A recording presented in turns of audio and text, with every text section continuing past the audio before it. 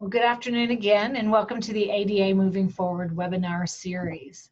I'm Randi Turner, and I'm with the Governor's Committee on People with Disabilities. I'm the Accessibility and Disability Policy Coordinator, Disability Rights Coordinator. July marks the 30th anniversary of the signing of the Americans with Disabilities Act, the ADA. 21 agencies and organizations from across the state are celebrating with a series of virtual workshops throughout the month, culminating in a big Texas-sized celebration on July 24th. We will bring you a series of notable disability advocates sharing their experience with the ADA, what it was like to be implemented, how it has furthered the civil rights of Americans with disabilities, and where we still need to go. After that, we will take a virtual tour of Texas with brief ADA birthday wishes from local disability advocates across the state. I will put the link to that event in our chat box. Give me 1 second. Where you can find more information and register if you would like to be part of that celebration. All right, today's topic is, let me go ahead and switch the screen here, is disclosing disability, how, when, and why. And I am your presenter, Randi Turner. So if you will hold 1 moment, I'm going to use 2 screens, so I'm going to switch my video camera.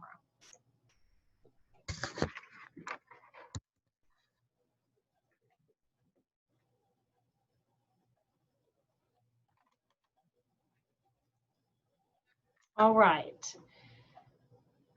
Disclosing disability is our topic today. However, I want to thank our partners, and you can see all of their logos on this website or on this page.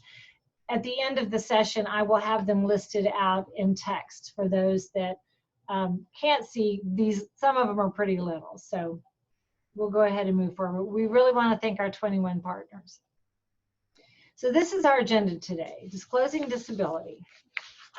We're going to talk a little bit, very little bit about the ADA and what's important to know about the employment situation and whether to disclose and when and how and so forth.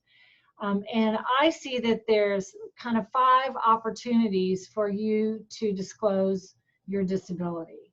The resume application process, the interview process, when the job offer is made, after the job offer is made, but before the first day of work, and then after the first day of work. So we're going to talk about all those different settings and things to consider when you're making this determination to disclose disability or not. Also, we're going to talk a little bit about requesting accommodations once you do get to that point. So the Americans with Disabilities Act is a civil rights law. What you really need to know in the employment arena are just a few things. Employers with 15 or more employees are affected by this statute. That includes employers that have various sites, but maybe 7 at this site and 5 at this site and 10 over here.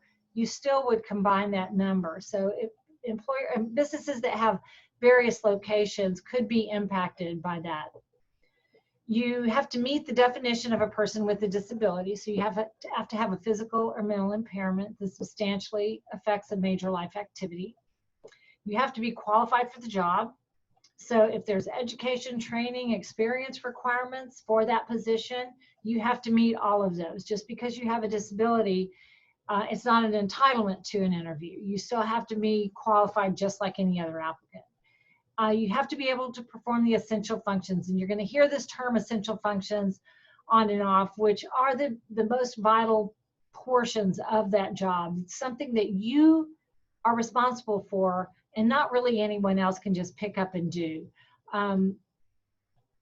We'll come up with some examples later. So you have to be able to perform the essential functions, but with or without an accommodation, a reasonable accommodation. And all of that applies unless it's an undue hardship. And I'm not going to go into great detail in undue hardship, but on my last slide, I have a couple of resources. And one of those is the EEO website, where they talk about reasonable accommodations and undue hardship and how those decisions are made. So I've got some resources for you. So the bottom line is, to disclose disability, it's your choice. You do not have to disclose at the interview. You do not have to disclose on your application.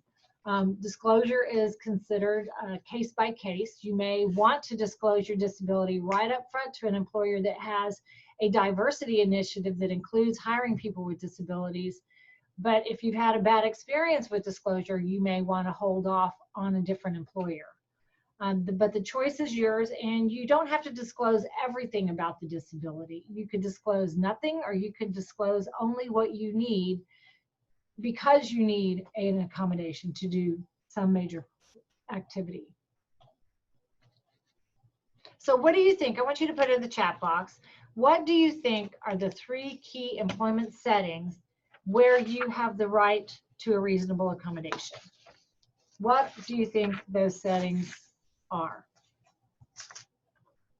And I'm watching the chat box and I see nothing. So what key employment settings are there that you get accommodations, reasonable accommodations? If somebody says an office setting, well, I'll give you a hint. So the first one is the hiring process.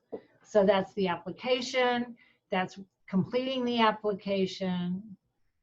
So all of that early part of the process, the interview, somebody says the interview, correct. The interview is part of that hiring process. Onboarding process, somebody else says, yes. So another place would be to enable job performance. So I'm on the job now, but I need an accommodation to attend meetings. Maybe I need a note taker because I have a hearing loss that prevents me from really catching everything. And if I'm writing and I'm not looking up, I'm going to miss things. So I could need a note taker. I could need a sign language interpreter. I could need a desk raised so that my wheelchair can fit underneath it. Anything to help you do the job. Exactly. That's what somebody said. Ruby says an assessment. Yes, if there's an assessment that's required for the job that everybody has to take, then you may need an accommodation for that. The last piece is receiving equal terms, benefits, privileges of employment. And my picture on this slide says we're hiring because that's what we want to see, is people with disabilities hired in an employment setting. So privileges and benefits. So if the, and a lot of my experience in working with people with disabilities has been with the deaf community, working with people that are deaf and hard of hearing. So those are probably going to be a lot of my examples. But an example might be that we have an office Christmas party or holiday party or whatever they call it today, and I need a sign language interpreter to attend that party. Even though it's a fun function, it's not really doing the job, I still have a right to that accommodation in that setting because it is related to my employment.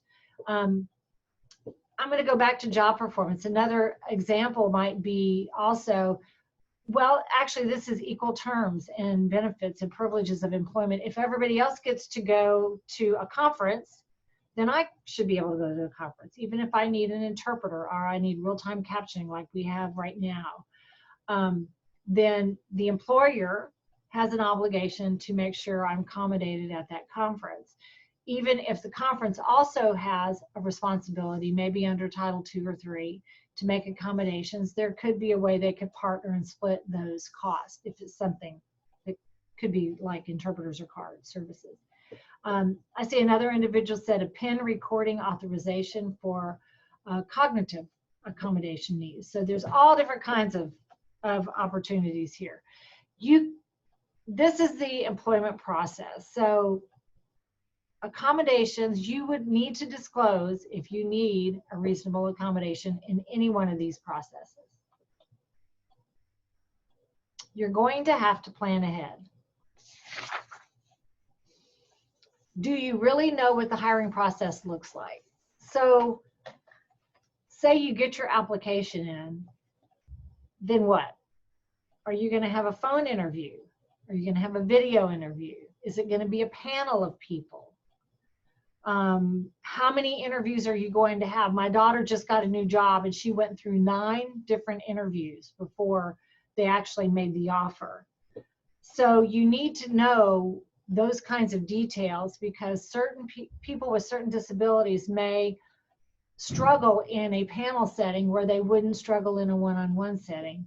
I know a woman that showed up at a job interview, and it was for a law office, and it was a panel of people that were doing the interview, and she could see them. She was hard of hearing, or maybe deaf, but she could lip read really well, and she thought the interview was going to be one-on-one and a piece of cake, and it wasn't. She got in there and she could see the interviewers lean and whisper to each other, because she said, I need you to look at me so I can read your lips. And they're like, she's deaf, she's deaf, she's deaf. And she walked out of the room. She left the interview before it even happened, because she felt there was just no possible way that she was going to be hired. So you need to be prepared for what that interview process is going to look like. Do you know what the essential functions are of the position you want? And I have a slide here, that an image here that says planning, because you need to really know the essential functions of that job. And we're going to look at a couple of job descriptions here in a second and show you the difference between the two, but how you might have to dig to figure out what those essential functions are. So here's a job description. I'm going to read it because there are some people with vision impairments that may not be able to see it. It's a customer service representative position. This is actually something I pulled off the web last night. Health and Human Service Commission performs complex journey level customer service work and reports to the Office of the Inspector General, Fraud Hotline Manager in the Operations Division. And it says a lot more. But it actually tells you these are the essential functions. Number 1 is answers fraud hotline, calls to ensure optimal answer rates, and accepts reports of fraud, waste, and abuse within the HHS system for callers, 40%. So what I noticed right off the bat was optimal answer rates. You're going to have to answer that phone fast. If I have, I can't even guess what kind of disability might impact that, but I could have something that does. So am I qualified for that job? Am I going to be able to do it? Could I do it with an accommodation? But I just can't do it without. So always think about when you're thinking about disclosing and you're looking at this job descriptions with an accommodation. Can I do that job? Can I do that function? Number 2 says document all allegations of fraud with accurate and concise written reports. So I highlighted concise written reports because you've got to be able to know how to write and write effectively and probably write very clearly. So if writing is not your thing, then this may not be a job for you. It goes on to say completes initial research of allegations using the Office of the Inspector General and HHS systems. Completes these tasks in a call center setting, which requires multitasking. So you have to be able to multitask. I'm not sure what other task would be involved, but that's 30% of the job. Excuse me. Works the fraud hotline, works with the fraud hotline manager and coworkers to manage escalated calls. So how do you determine escalated calls? There's going to be some critical thinking skills that are involved there. So anyway, this to me is a really clear job description that says these are the essential functions. There's of course more of this. And then here's another one that doesn't give you much. And it did not say more than what I have here. So job description B, quickly become a certified nursing assistant in care.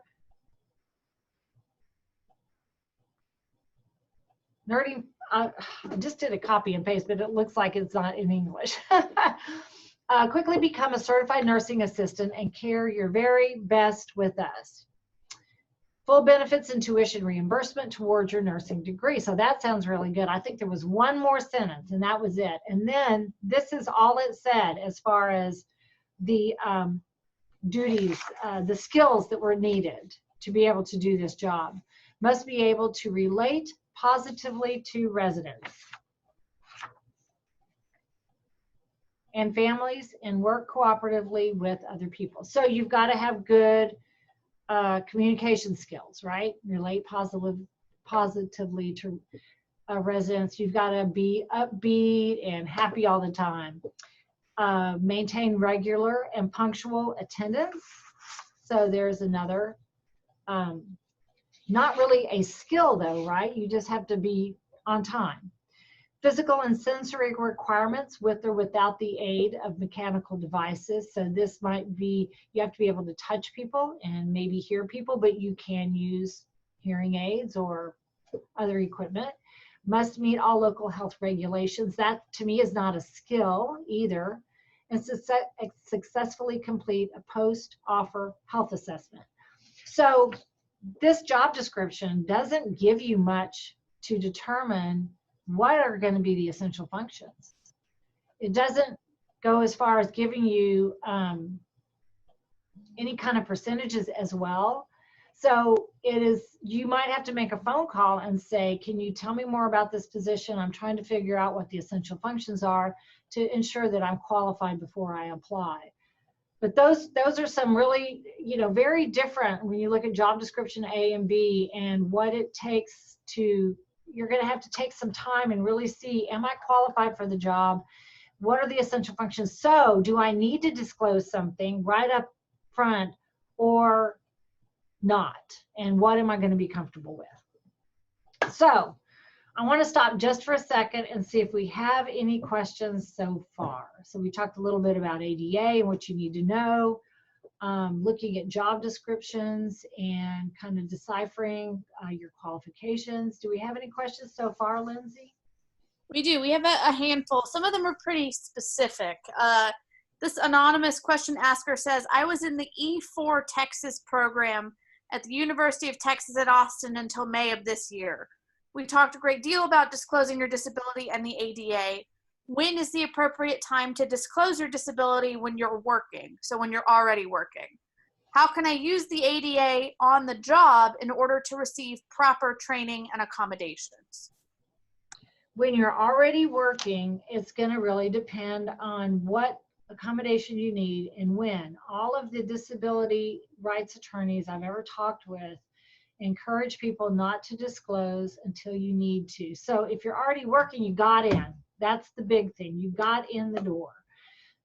So you will have to determine what accommodations you need in what settings, because you may not need them all the time. You may need them, like I was saying, somebody that is hard of hearing might need a note taker only when they have large staff meetings. But one-on-one and talking with other people, they can use text messages, they can use forms of instant messaging, Teams, they can chat with each other. There's all kinds of other ways to accommodate. So it really depends. It's going to depend on the position and what kind of accommodation you need and what you are comfortable with, because it's really about your comfort level. And I'm going to talk a little bit more about hidden disabilities and obvious disabilities and how those impact the decision to disclose. Let's take one more, Lindsay. We have another fairly specific one, but it's a question about basically what do you do if you go to a job interview, it's not accessible, you make a complaint, and the response is hostile. Is there any point in applying to employers who don't want to be accommodating? Well, that's a good question, and I don't know that I have an answer. As long as they keep not accommodating, of course, they're going to continue to keep not accommodating. You might consider making a formal complaint with the Texas Workforce Commission, Office of Civil Rights, instead of with that employer, and or the Equal Opportunity, EEOC, Equal Employment Opportunity Commission. TWC, Office of or Civil Rights Division, works hand in hand with EEOC, so they can do some of the initial investigation. And if there are enough complaints made with them, then maybe they will see a pattern and work with them to make change. Yeah, it's really tough when they just flat don't want to accommodate. Do you really want to work for an employer that has that perspective? That's another question you're going to have to ask yourself. I'm going to move on so that we can get through this. Whoops. So what do you think are some of the biggest challenges to disclosing? Put that in the chat box for me. What are some of the biggest barriers?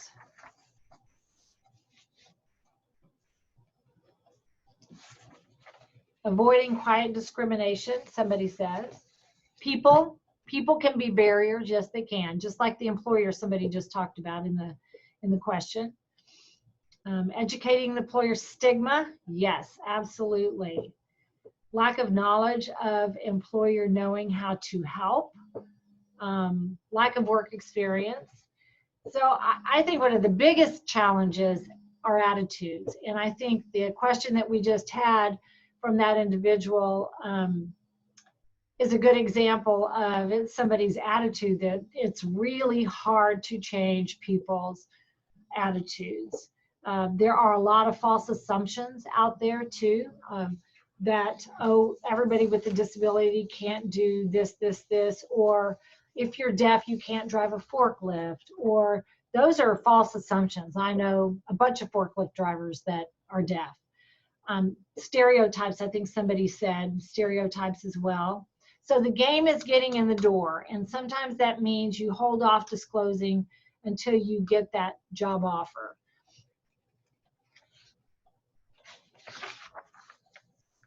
So reasons not to disclose. Prior experience of discrimination, and I have a wrecking ball going through a white brick wall here in my image picture. I have a friend that is deaf, and the very first interview she ever went on as a young adult, she was very proud of her hearing aids. And so I think she even had like bright colored covers on them that were like hot pink or something. And she had long, beautiful hair, and she wore her hair behind her ears because she was really proud of them. And when she went on this job interview, she could see the employer just looking at her ears, like they didn't even consider her as a person, and they just considered the hearing loss. And she did not get the job. Every job after, she covered her ears because of that experience. And every job after, she got the job she applied for. So that was just one person's experience, but that is one reason people don't want to disclose. A lack of opportunity for career advancement. If I disclose and they know I have a disability, then I'm going to be pigeonholed in this position and I'm never going to get to move up.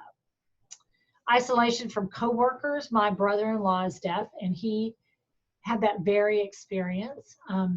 He worked for a large corporation in a warehouse and did a certain, I'm not going to say because you'll be able to connect, you'll be able to figure out the company, and I don't want to say the company name. But for many years, he worked there 35 years. For 33 years, he had a great work experience because the staff worked with him, they would write with him, they had their own ways to communicate with him. They brought in interpreters on an occasional basis if needed. They had a few staff that could sign a little bit, that worked with him out in the warehouse. And then one day everybody retired. And when they did, the people that came in to replace him didn't have that culture. And he was stuck in a corner to do a function on a certain machine and was isolated for a couple of years. And it ended up working out, but for 2 years he was very isolated and almost shunned from his coworkers. So it was nice that it all worked out in the end, and he was able to retire at about 35 years. But that can be a fear of disclosing. I need to work harder to prove my worth. You don't have the privacy anymore. Now somebody knows that you have maybe a lung infection, maybe a lung disease, and maybe it's a hidden disability that you have to end up disclosing, and now that privacy is gone. And so loss of privacy is also one of the fears that people experience. Fear disclosure may provoke concern from management and others. So now people are going to be worried about me. You know, I had cancer, and Now everybody's going to worry about me and they're going to tiptoe around me. And that experience is what some people have. And stigma or labels, which we've probably all seen in all kinds of disability populations. So why choose to disclose? And my signs say, which way will you choose? It's like street signs. You could take care of disclosure right up front. I used to work with Department of Assistive and Rehab Services back when Jim Hanafy was the director.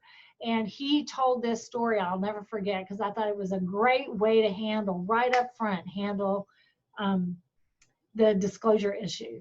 He had a consumer that had gone in, this was back before he even worked for VR, and had got into a job interview, and he had a very short arm on one side.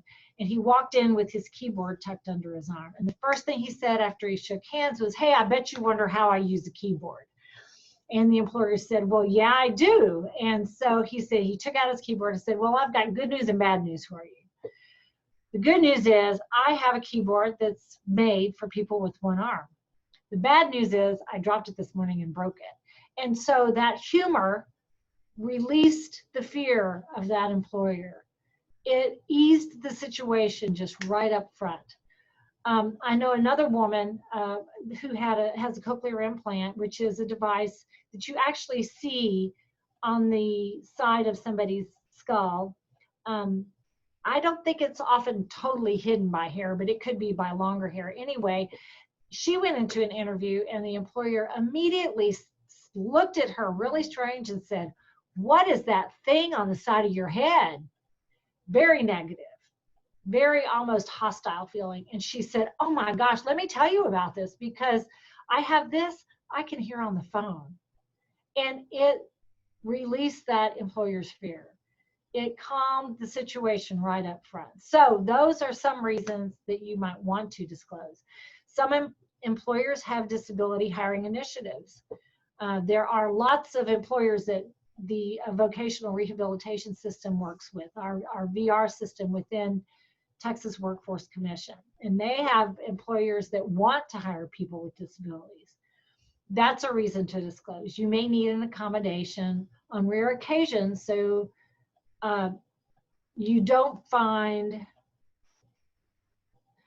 I have a big mess in that sentence, don't I? You may need accommodations on rare occasions. And so you don't mind disclosing because it's just going to be once in a while. And it's not a big deal accommodation. You may need an accommodation that's a one-time thing. And those are not as difficult, I believe, as accommodations like captioning or sign language interpreters. Okay. So individuals with obvious disabilities, they have to disclose right up front, right? They need to be ready. They don't have to disclose a lot, but they need to be ready because questions are going to come up. It's inevitable. I'm sorry, I want to get to my right page here. So this is when you've got to decide timing and how you want to disclose information and how much you want to disclose. This is a chance to talk about the accommodations that you're going to need. It may not be the appropriate time. That's what you have to decide. Is this a chance to go ahead and say, once I'm in the position, these are the things I'm going to need. In the images on the screen, there's an individual in a motorized wheelchair with a very high desk that is about chest height with a computer screen, and he's working. And then in the other image, we have a gentleman with what appears to be, to me, a guide dog for somebody that is blind. And that gentleman may just need a place to put his dog. He might need a screen reader or a screen magnifier to be able to use the computer. So those things are things that they might talk about right up front. One thing to remember is if you are connected to vocational rehab, you have an opportunity to work with them so that they can pay for those accommodations. They can often assist And then the employer doesn't have any of those upfront accommodations, one-time purchases.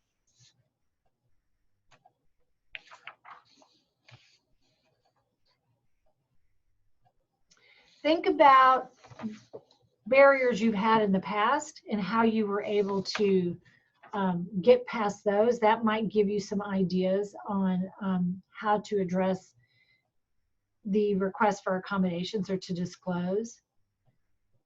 Do you know right up front that you're going to have any adjustments once you get into the position? So think about the strategies you want to use and what you want to share.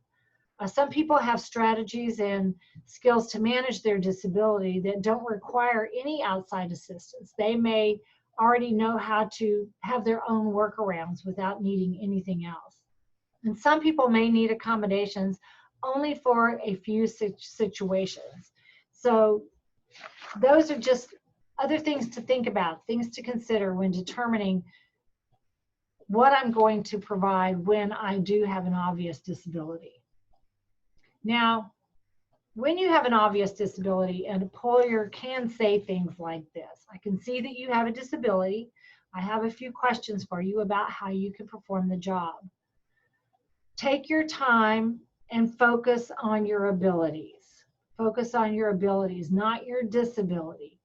You can modify everything that comes to you so that you're focusing on the abilities that you have. This is your chance to do that. Be able to explain how you can perform those essential functions.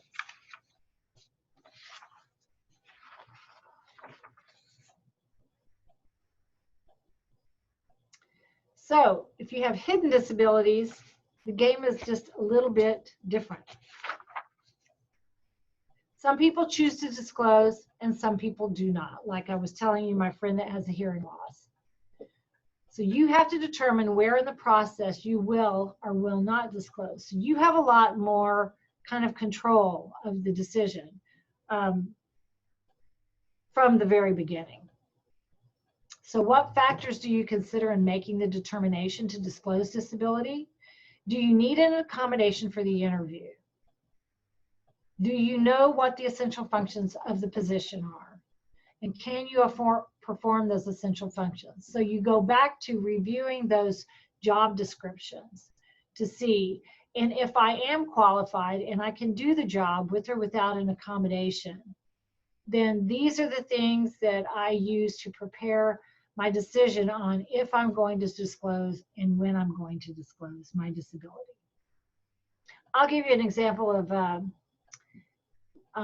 somebody might have dyslexia and have their own workaround. I remember we had back in when I worked at a different state agency, someone that was volunteering, and all of the paperwork had to be on blue that she was working with. That was the only accommodation. It had to be printed on light blue. She couldn't work with paper where the text was on white paper. That's how she handled her dyslexia. So a very, very simple accommodation. And like I said earlier, some people have their own workarounds. Some people that have hearing loss might use their hearing aid and lip reading combined to be able to function very well one-on-one or even in some larger settings. So hidden disabilities, with hidden disabilities, you have a lot more control and time in the timing when you want to disclose your disability information.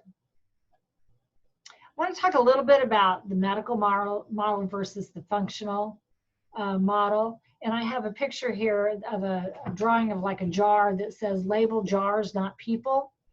And we talked a little bit earlier about stigma as being one of the reasons that we may not want to disclose. Alcoholism is a disability under ADA.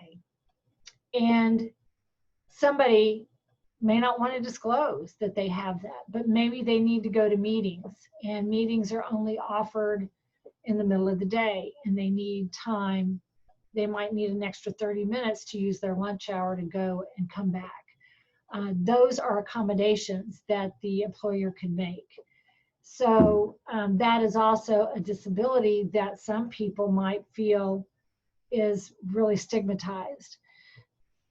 Instead of looking at medical models of disability, think about your functional needs in that employment setting. And so when you're looking at that job description, what is your disability in medical terms, but what is it in functional terms? I've had people say, well, I'm deaf, or I'm hard of hearing, or I have a 90% loss. Well, what does that mean to the business? They have no idea what that means in the job setting. So whatever the disability, start thinking about functional terms. How do you function? Like the girl that said, oh, this thing on my head, she didn't even say it was a cochlear implant. Oh, it helps me hear on the phone. That's the functional use of that piece of equipment. So consider your functional limitation in relationship to the position, and make sure you stay focused on your abilities and not your disability. Okay, let's take a few questions before we move on. Lindsay? Okay. What about if you have a service animal that essentially discloses for you that you have a disability? Do you leave your service dog at home until the offer is made to avoid quiet discrimination? That's a choice you have to make. I go into next a little bit about, you need to research the employer, see if they have a disability initiative, see if you know somebody, and you know, it depends where you're at. Like in Austin, if it was Dell Corporation, I have nobody, I don't know anybody that works at Dell. But if you're in a smaller town, you might be able to find out, or even in your neighborhood, if, you know, if somebody works at that place of employment and what their experience has been, if they know about a disability or a diversity initiative that the employer might have. So that is a call you have to make, because once you walk in that room, interview room with a service animal, you've disclosed right there. And so they can ask you disability related questions as long as they are related to the job, to the functions of the job. So I can't tell you yes or no. You have to make that call. One more. What do you do in the case this person's talking about a time where somebody requested accommodations and then they were fired because they did not disclose their disability when they were hired? What do they do? You can file a formal complaint with the Civil Rights Division of Texas Workforce Commission, and they will investigate. They investigate all the complaints. And the Equal Employment Opportunity Commission. We have our state disability rights laws as well. It's in the Human Resource Code. I want to say it's chapter 141 or 121. I can't remember. Maybe somebody, if Disability Rights Texas is on our session today, maybe somebody can clarify that for us. But we have some of the same laws, but they're state laws, that you can also file a state disability discrimination complaint. Disability Rights Texas is another agency that takes employment discrimination. They do have priorities, so they have to pick and choose. They can't investigate every complaint they get. So those are kind of your options. I want to say one other thing about the application process, because sometimes applications, I hear people talk about the application itself will say, do you have a disability? Or just something blatant like that. Report that to the Civil Rights Division of the Texas Workforce Commission. Let them be the bad guy and contact that employer to let them know that is an inappropriate question. You cannot just directly ask that on the application. You're eliciting disability information, and as I understand it, that's illegal. Okay, I'm going to go on. Okay, so people need to what? I have a picture here. It's a chalkboard with X's and O's and arrows, and it's like kind of what the football coaches do. You've got to strategize.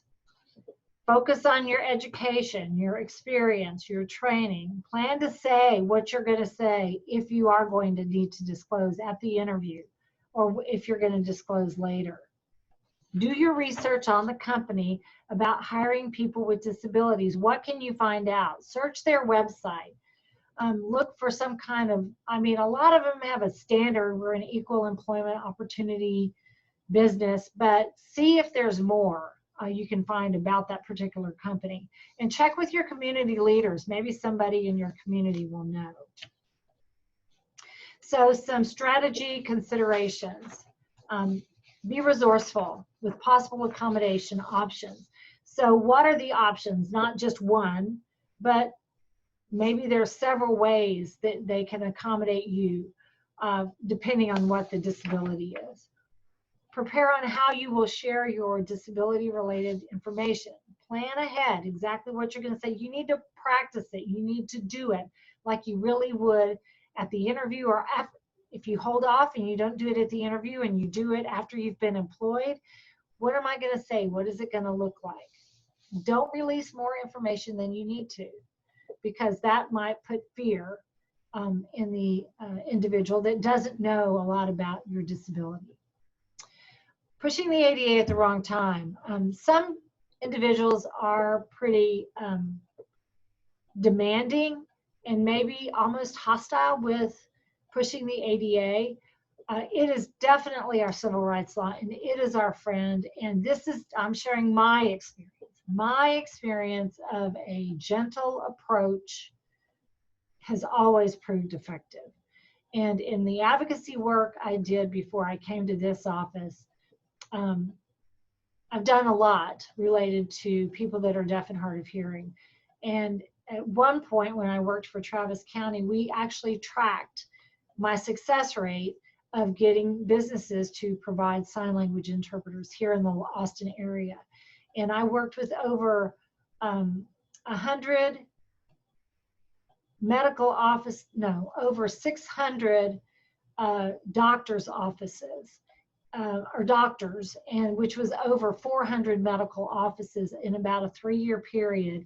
And I had 75 to 80% success rate. So yes, you're going to have people that aren't going to make the accommodation. But if you push the ADA at the wrong time, push it too hard, come across really demanding and threatening, that is going to scare the employer. And they might come up with some other reason why they don't hire you. So really be careful about how you share that information. Asking for accommodations that are expensive when another source might pay, like vocational rehabilitation. Show as much independence as possible. Things have changed today because we have cell phones where you can get an interview through a text message. You can get an interview through a phone message left on your phone. You can get an interview through an email. We didn't used to have that, so sometimes people had to rely on other individuals.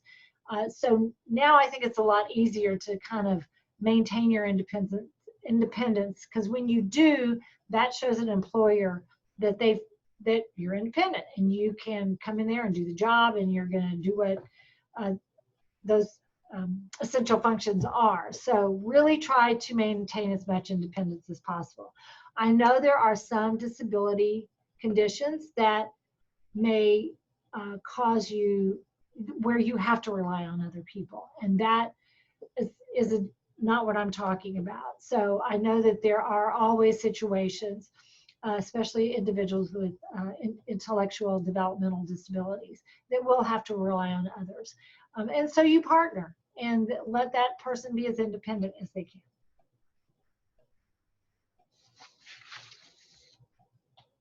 So disclosing on your resume or the application.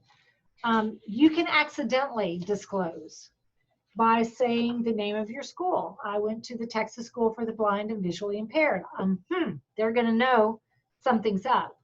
You might talk about something in your resume that leads to disclosure. So really be careful about what you put on your application. You might put TSBVI, Austin, Texas, give the address. Most employers I don't think care where you graduated from, that you did. And so if they do a check, they might find out, but for the most part with high school, they tend to probably not. VR counselors can also disclose the fact that you're working with VR. A business is going to know that you have a disability. Goes without saying. So if you don't want the business to know about your disability yet, make sure you tell your VR counselor that you don't want them making contact until you're ready. You may want to first get the job and then bring VR in. If you have already, done the beginning legwork and you've got your interview set up and you're ready to go. Be careful about your cover letter that you write. I know that I met a gentleman once in the very first session I did with this training, actually many years ago, and he was trying to get into pharmacy school to get his master's. There were only 5 schools at the time, 3 were private, 2 were public. He had already gotten 4 denial letters, and I'm sure they handpicked their people. But in his cover letter that they asked him to go a little bit into his history about himself, he went really all into how difficult college was and how he had to have real-time captioning. And thank goodness they provided the captioning. But he went on and on and on and on and on, and so much that it might have scared the school away from accepting him. There's no proof in that. He could just may have not been as qualified, but he really disclosed a lot of information in that cover letter. And he didn't run it by his VR counselor. So I think he learned a lot from that experience, and we can learn a lot from it as well. Prepping for the interview. Research the company. I've already mentioned that. We've talked about analyzing the job description. What are those essential functions in the position? You need to know that position in and out. Write interview questions and practice them. Look at those essential functions in that job description. Create your own interview questions based on the requirements of the job. Now, how am I going to respond? It's great practice, but it's also a good way to talk about your disability if you need to disclose during the interview.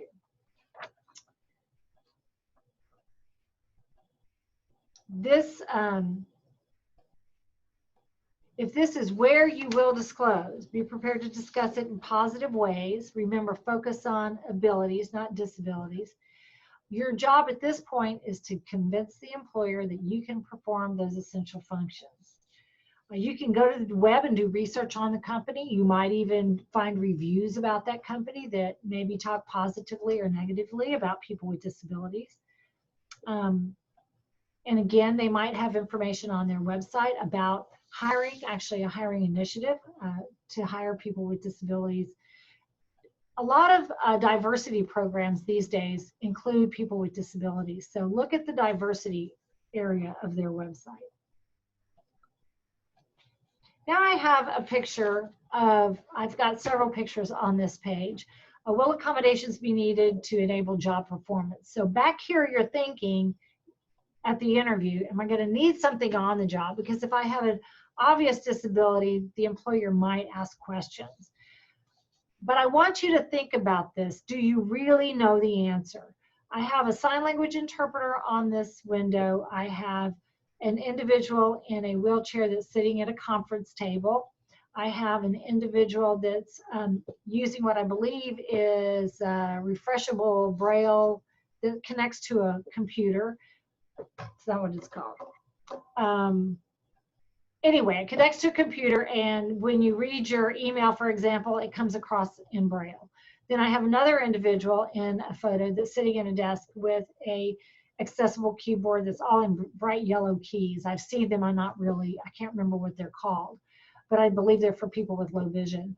So do you really know the answer to this question? Will you need accommodations to enable job performance? There may be a couple of things that you know, but you may not know until you get on the job. How many of us have gotten on a job and then we find out, oh, we have to do this and this and this also. That wasn't in the job description, it wasn't at the interview, but these are responsibilities that I have. So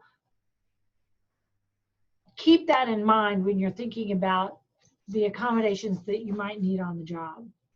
Determinations probably should be made on a case-by-case basis. So when a certain activity is going to necessitate accommodations, that's when you're going to have to disclose.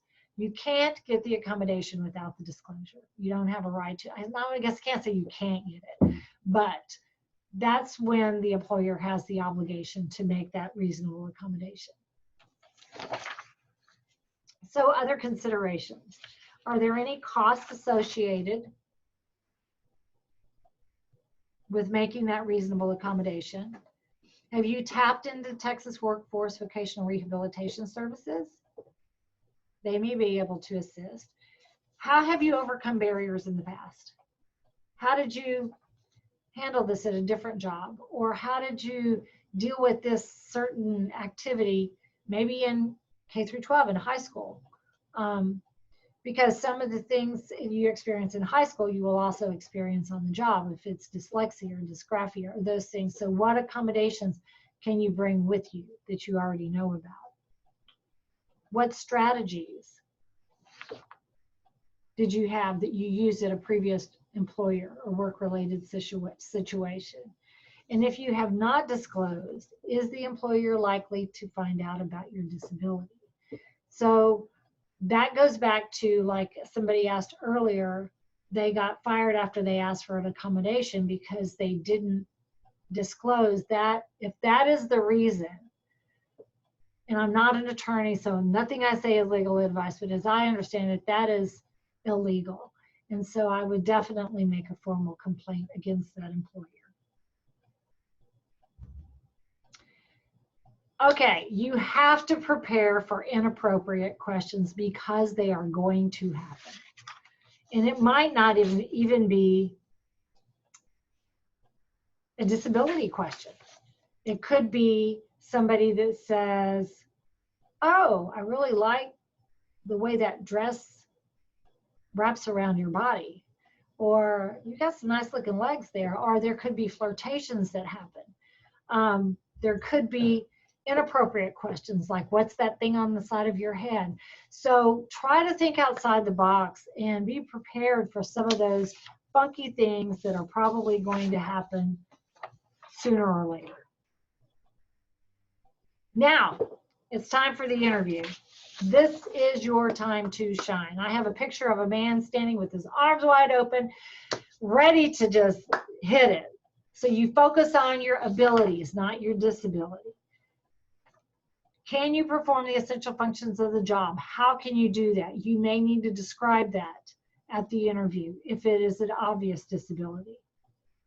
How can you describe your functional limitations? Not just I'm deaf or I'm hard of hearing, but what does that look like on the job?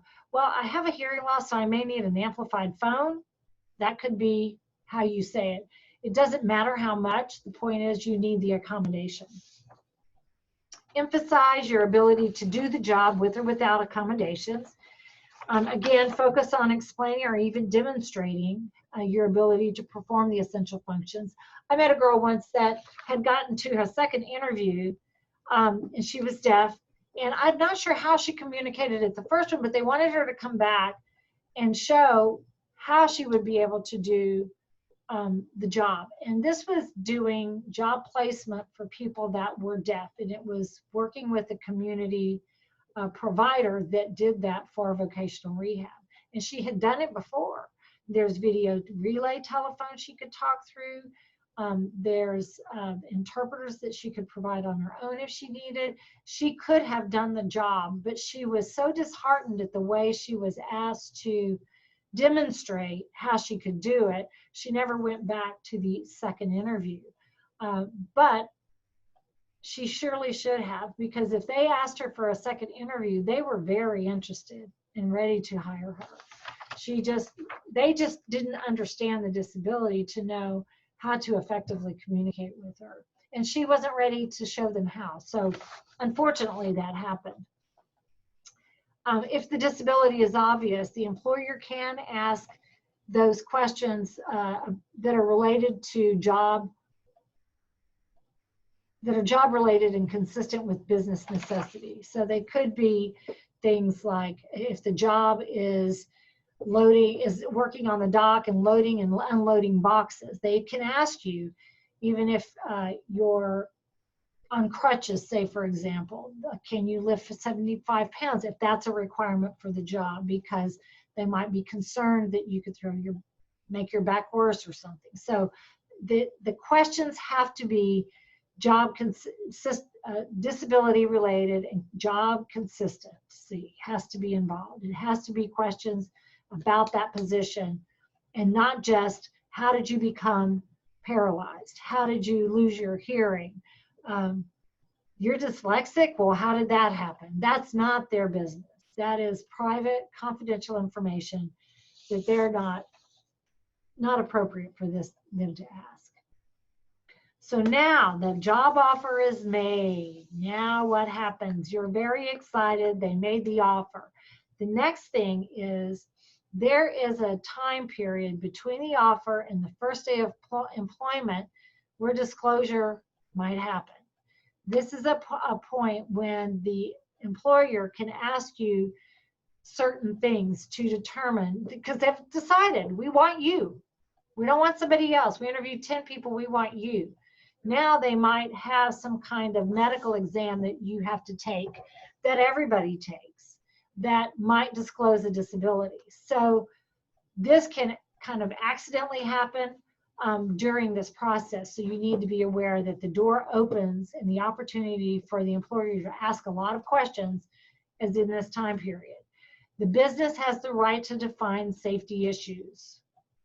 At this time of COVID-19 and masks, this is huge.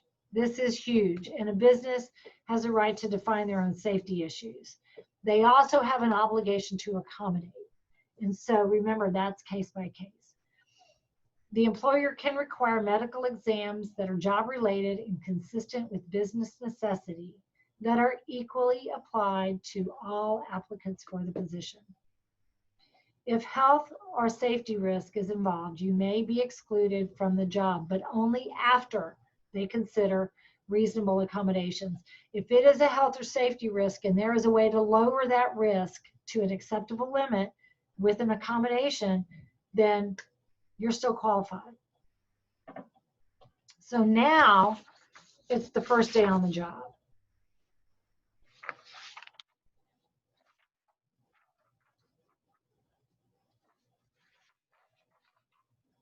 This is where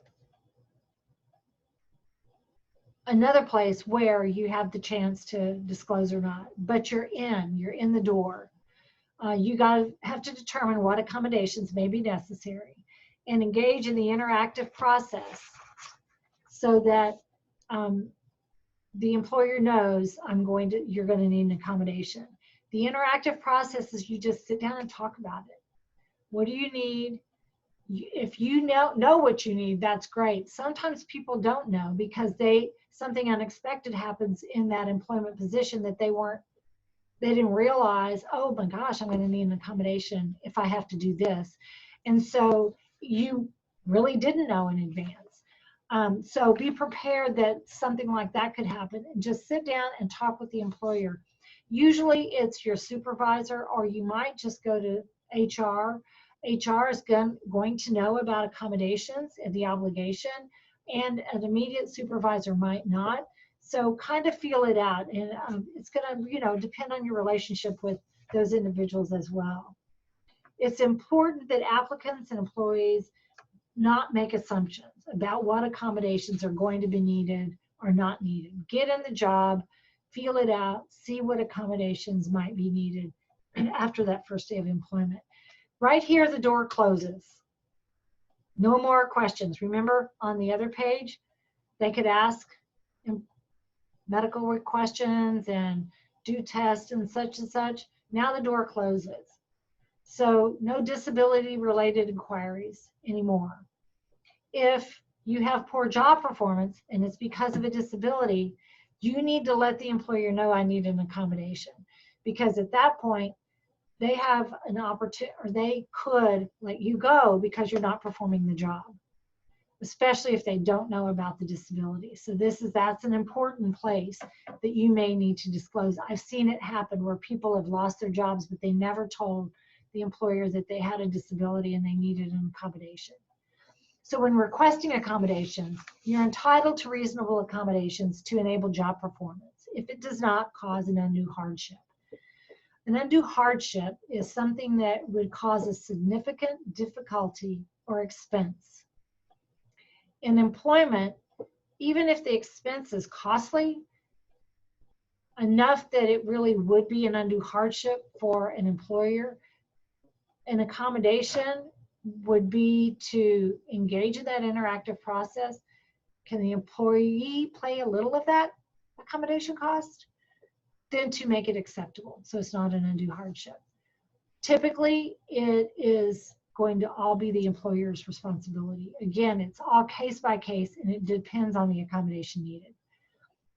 It's sit down, talk, engage in the interactive process.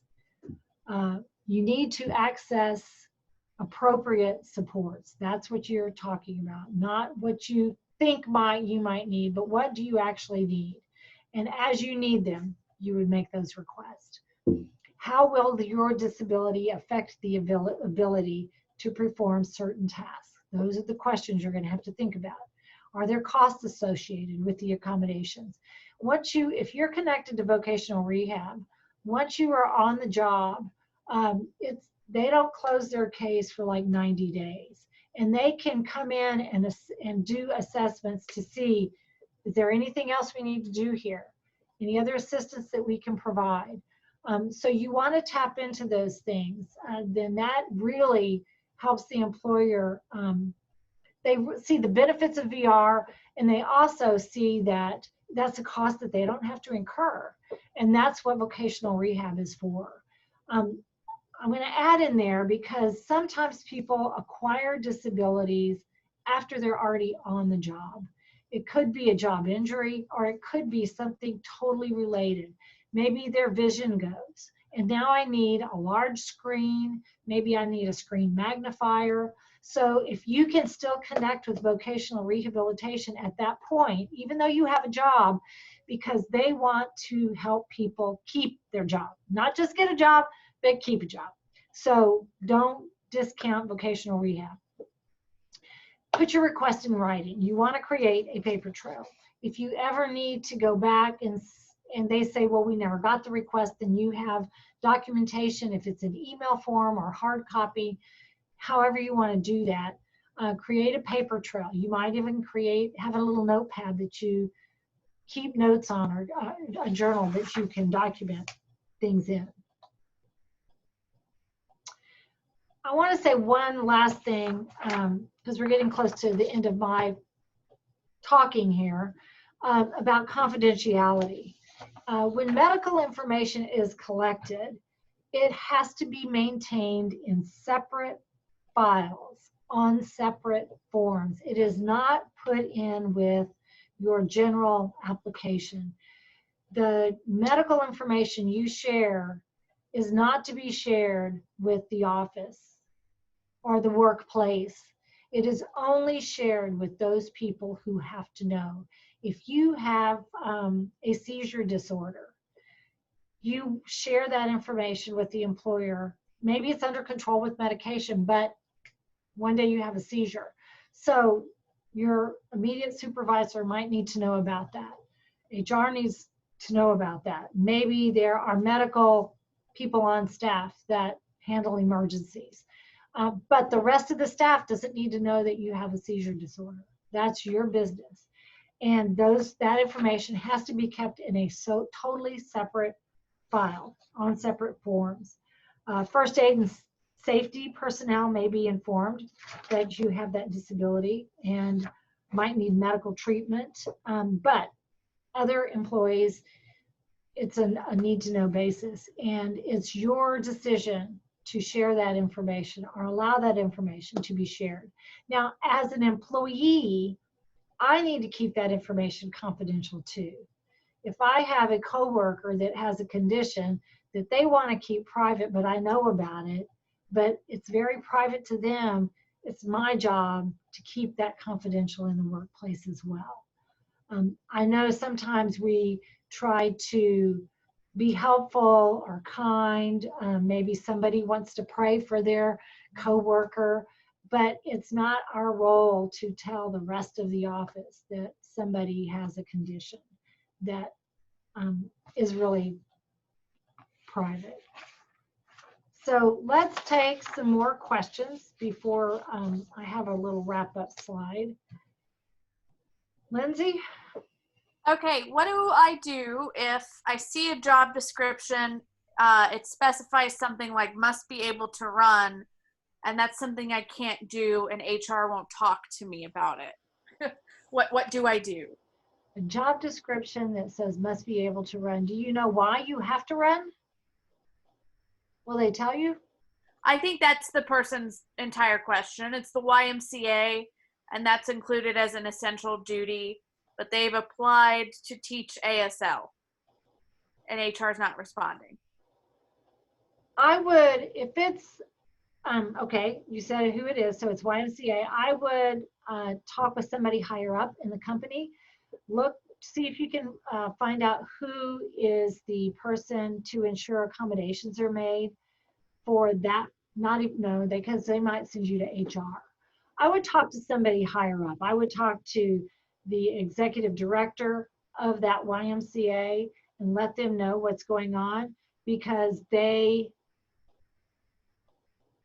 might see things differently. And that HR director, maybe they're new, maybe they're not trained well enough to know that a sign language, that teaching ASL doesn't require running skills. That's another thing. Employers get to decide what their job descriptions are, but I would definitely challenge that. You don't have to be able to run to teach American Sign Language classes. I'm not sure if anyone with Texas Workforce Commission is on, but if anyone with the Civil Rights Division is on, if you would put something in the chat box to the panelists, if you have maybe some ideas about what this individual could do, I would appreciate that, and we'll share that information. How can you hold off disclosing until the job offer if they ask you if you have concerns about performing the essential functions of the job during the interview? If I can perform the essential functions of the job with an accommodation, I would just say I have no concerns, because you know you can do it. The deal is you can perform the functions with or without an accommodation. And so in your mind, if you need an accommodation, then that's how you interpret that question. I don't have any concerns because I can do it with an accommodation. So that's how I would do it. I mean, I might not say I don't have any concerns because I can do it with an accommodation, because then you're disclosing. But I mean, I would have that in the back of my mind that, you know, I can do the job. I just have to have blue paper or whatever the accommodation is. Does requesting an accommodation give you more legal protection? Absolutely, because if you're ever terminated, and it's because of that, then you have a right to file a complaint with the EEOC and Workforce Commission, Civil Rights Division. If you never disclose, then the employer's protected because they didn't know. So it does give you some legal power. Are there any statistics or reports out there where I can see the percentage of people with disabilities employed by a company? I do not believe there are. There are requirements for federal agencies to have 7% of their staff as people with disabilities, and some that have way more than that might promote it, but I don't think in general you're going to find that. We've worked with what's it in Bastrop, Lindsay, the prison out there. They have like 50% of their employees are veterans with disabilities or something like that. So it's really cool that they're not just veterans, but they also have disabilities. So you might find something like that, but in general, I don't think anyone's going to, it's not like you're going to find it on the website. It'd be nice. It would be nice, but I don't think that's there. What is the role of an ADA coordinator of a state agency? What about an EEO officer? Are they employee driven or employer driven? typically state agencies will have two different individuals for ADA coordination. One to ensure that their programs and services are accessible, which is one whole area, and then another to ensure employment accommodations are made. So state agencies are covered by Title II of the Americans with Disabilities Act. So their programs and services have to be accessible. So an example might be the Workforce Commission's Vocational Rehabilitation Division. They see clients, they assist people with disabilities. Individual might need an interpreter, might need they'll have to ensure that their properties are accessible for people that are in wheelchairs, that aisles are accessible, that bathrooms are accessible. So state agencies have to ensure their facilities as well as their services, their programs and services are accessible. Usually that's one ADA coordinator. It depends on the size of the agency. Somebody like Workforce Commission and Health and Human Services, they are so big that they have an office, a whole office. And I don't think there may not be one person, there may be one person at the top, but they probably delegate out to several staff members for that type of a coordination. And then there's HR, and you're going to have probably someone that coordinates under ADA and maybe 504 as well as the Rehab Act, because that affects most, if not every state agency, to ensure that employees get the accommodations they need. So that's usually what you see. One thing I've noticed, not state agencies, but other agencies that are affected by Title II, state and local governments, so your local governments, your cities and your counties, sometimes it's really hard to find who is the ADA coordinator for the programs and services side. Usually they have somebody designated in HR. So if you can't find it like on their website or something, call the HR person and just ask who ensures that other services and programs are accessible. Sometimes it is like the fire marshal because it is building accessibility. But if I want to attend a city council meeting and I need an interpreter, that guy's not going to have a clue. So a lot of, I can't say a lot, but the smaller communities may not know those accommodations, be familiar with having to make those accommodations. So may not have a specific person yet, but would need to have somebody designated to do that. And the ADA doesn't call it an ADA coordinator. That is a term that is kind of morphed. But they do have to have somebody designated to handle ADA requests, accommodation, or they actually modifications to programs and services, providing auxiliary aids and services. They have to have somebody designated to handle those requests. We call them ADA coordinators, but the ADA doesn't actually say those words. Next.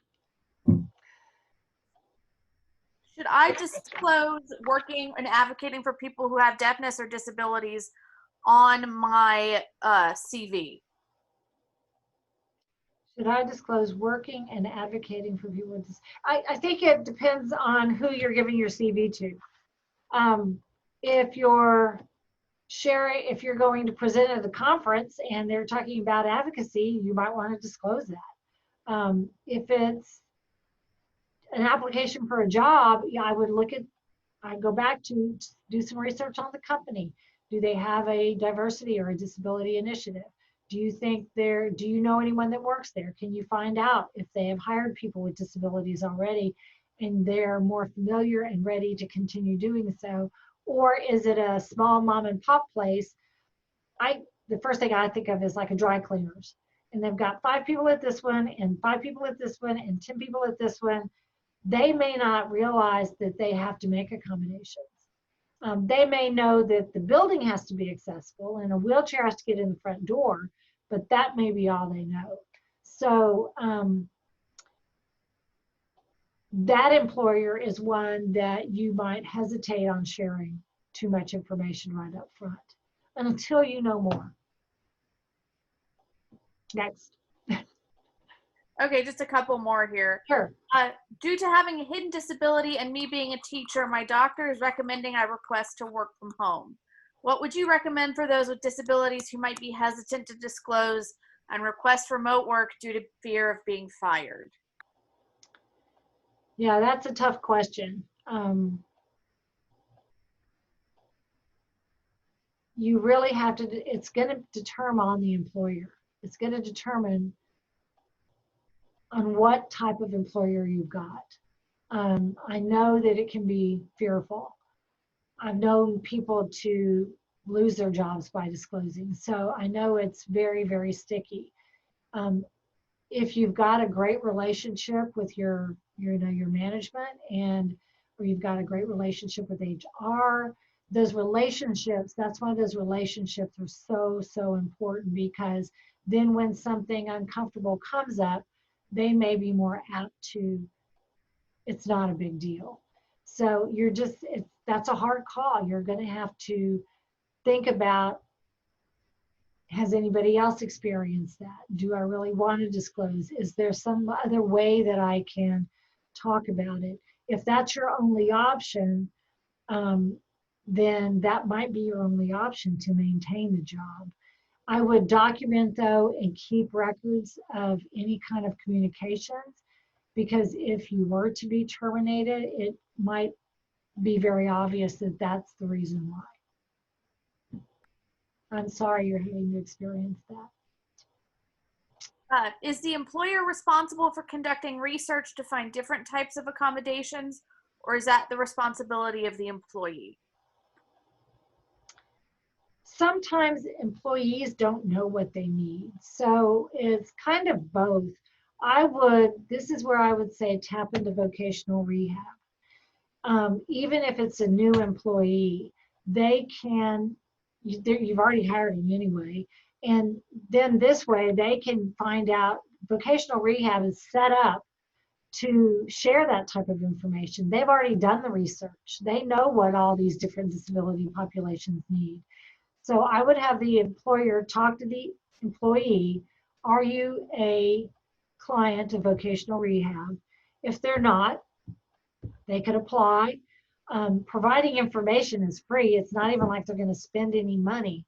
And then they may also be able to assist with the cost if there's a cost involved with the accommodation. Many accommodations, there are no costs. It might be rearranging furniture. It might be lifting a desk higher. It might be, I have a really large screen on my desktop, but everybody has a really large screen. So, but maybe the individuals are used to working with a small screen and they need a bigger one. So the employee may not know what they need. It's great. And that's why I said a lot earlier about be prepared to say, these are the things I'm going to need, especially if you have to disclose. But if you don't know, the Job Accommodations Network is a great resource to find out possible accommodations, even for hidden disabilities that you don't see. If the disability is depression, what is the accommodation? If the disability is a cognitive challenge of some sort. I worked with a woman once who had multiple sclerosis, and the employer just thought it affected her physically. They didn't realize that it also affected her cognitively, because it affected her nervous system, which is in your brain as well. And so she was not able to perform, and she was like a programmer or code or something. She had this great, IT job, and they weren't very accommodating with her, and she needed more time to do some things. Was time and getting things done in a certain amount of time a essential function of the job? It might have been, if they had deadlines they had to meet. So every job is going to be a little bit different in that respect. What about the COVID-19 situation? The employer does not make his employees wear a mask. The customer has family members that he lives with that have a compromised immune system. What rights do so I guess this is not employment. This is very complicated. What rights does the customer have? I think the customer would just have to leave, right? Right. Right.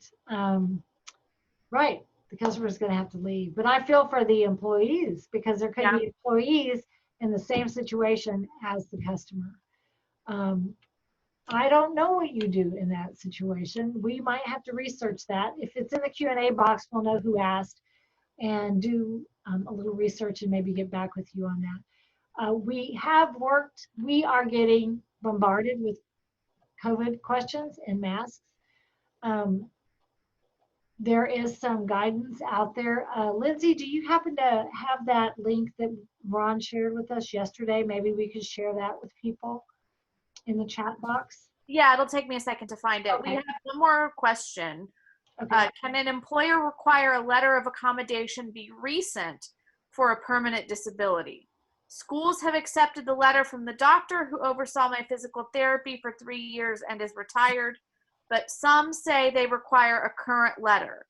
A doctor I contacted told me he requires current MRIs, so that would cost me $2,000. My accommodation is elevated work surface and not climbing stairs. I don't know the answer to that. So I would suggest, I can tell you who will, the Southwest ADA Center, and you can reach them at 800-949-4232. And I was just making sure the cart got the number the right way. They have excellent customer service, and I know they're going to just know off the top of their heads the answer to that, but I really can't tell you. And they are a great resource also for any kind of ADA questions that you might have, other than, I mean, including this. They're a wonderful resource. We are very fortunate in our region that the Southwest ADA Center actually has attorneys on staff, several. And I don't think the other ADA centers, the other 9 centers, have staff attorneys. They don't function as attorneys. They're going to say this is not legal advice, what I share as technical assistance. But at the same time, I know that I'm getting a very good answer, a very thorough answer. I want to close up here with a couple of resources for you, and I want to thank our partners for making this happen. So a disclosure recap. When do you disclose? You have to decide what's right for you. Why do you disclose? When you need an accommodation. How? That depends on what you're comfortable with. So practice it. Talk about it. Sit down with somebody else and do mock interviews so that you can practice saying the things that you want to say, like, oh, that thing on the side of my head, I can hear on the phone. So that you're ready for those awkward situations that might come up as well. The top 2 resources I have on this slide, Disclosure Decisions to Get a Job and the 411 on Disability Disclosure, are excellent training materials.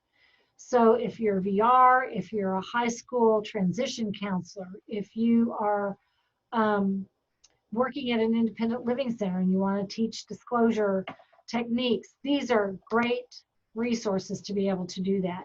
When I started talking about disclosing disability, these weren't around.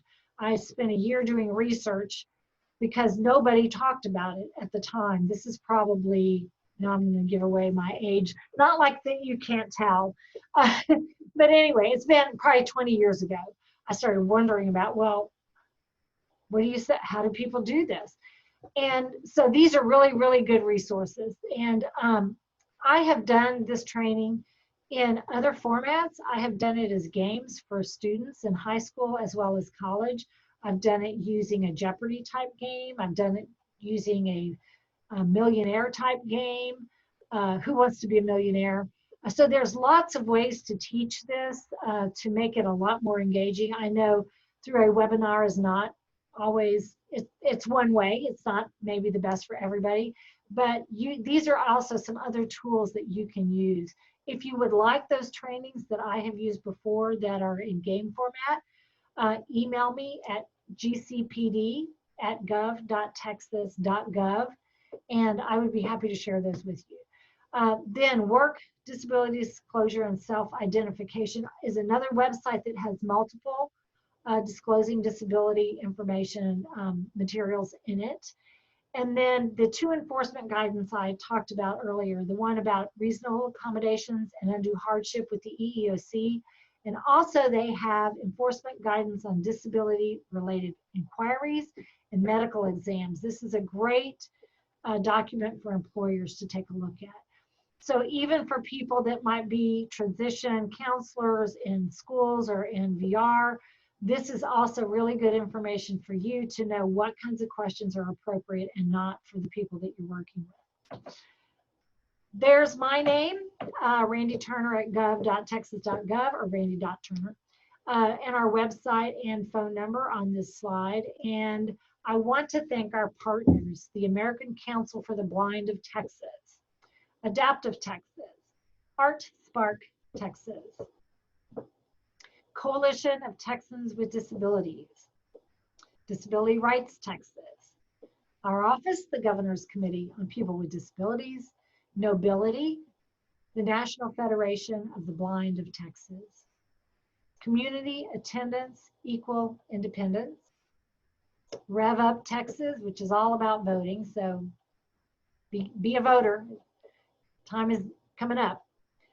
Southwest ADA Center, the Texas Association of the Deaf, the Texas Council for Developmental Disabilities, the Texas Department of Licensing and Regulation, the Texas Department of Parks and Wildlife, Texas Workforce Solutions, the Workforce Commission, the Statewide Independent Living Council, the ARC of Texas, the University of Texas at Austin, Texas Center for Disability Studies, and the Texas Department of Transportation, who is helping us with the chat box today. So thank you all. Thank you, Lindsay. Thank you, interpreters. Thank you, CART providers. And with that, if there are questions we didn't get to, I will be happy to look at them and email you the answers and research the ones that we said we weren't sure on. Other than that, y'all have a nice day, and I'm going to say goodbye. Thank you for being here.